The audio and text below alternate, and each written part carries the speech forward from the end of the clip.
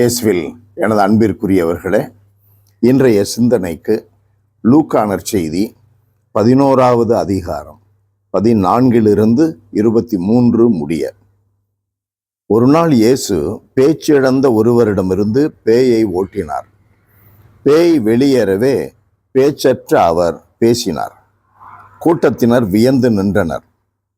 அவர்களுள் சிலர், பேய்களின் தலைவனாகிய பெயல்சபூலை கொண்டே இவன் பேய்களை ஓட்டுகிறான் என்றனர்.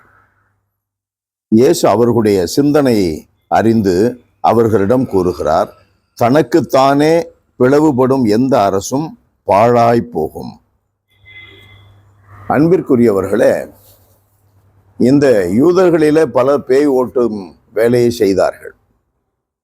ஆண்டவர் அதை சொல்லி சுட்டி காட்டுகிறார். இப்பொழுது இயேசு பேய்களை ஓட்டுகிறார். கடவுளின் விரலால் தான் நான் பேய்களை ஓட்டுகிறேன் என்பதற்கு அடையாளம் கேட்கிறீர்களே, உங்களுடைய மக்கள் யாரை கொண்டு பேய் ஓட்டுகிறார்கள்?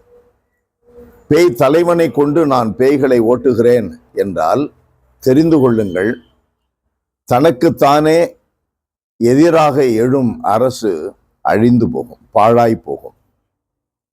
நம்முடைய வாழ்க்கையில் எப்பொழுதும் நமக்கே நம்முடைய விரலாலேயே நம்முடைய கண்களை குத்தி கொள்ளுவோமா? நம்முடைய இரத்தத்திற்கு எதிராக நாமே செயல்படுவோமா? ஆண்டவர் அற்புதமான ஒரு கேள்வியை கேட்டு அவர்களை மடக்குகிறார். அன்பானவர்களே, இவர் கடவுளாக இருப்பதனால், பேய்களை விரட்டுவதனால் அவன் பேசுகிறான். பேய்களை கொண்டு ஒருவன் பேய் ஓட்டினால் என்ன ஆகும்? அந்த வேளைக்கு சற்று தள்ளி நின்று கொள்ளும். அதை விட கேடான ஒரு காரியத்தில் அந்த பேய் பிடித்திருந்த மகனை வீழ்த்தும். இதுதானே நாம் காண்பது. வீடுகளிலே அப்படி பார்க்கிறோம், மனிதர்களிலே அப்படி பார்க்கிறோம். மந்திரவாதி கிட்ட போய் விரட்டினாக்க, சூனியம் எடுத்தா, செய்வனை எடுத்துட்டா எல்லாம் தீர்ந்து போச்சுன்னு நினைக்கிறாங்க. அது வேற பக்கம் புட்டுக்கிட்டு போகுது, புடுங்கிட்டு போகுதுங்கிறத யாரும் புரிஞ்சுக்க மாட்டாங்க. அது கடவுளை கொண்டு அல்ல, தீயவனை கொண்டு செய்வது. கடவுளுடைய விரலால் விரட்டப்பட்டால் என்றைக்கும் நலம், எப்பொழுதும் வளம். அந்த உண்மையை நாம் புரிந்து கொள்ள வேண்டும். வளம் நிறைந்த வாழ்க்கை வேண்டுமா? செழிப்பு உள்ள நலமான வாழ்க்கை வேண்டுமா?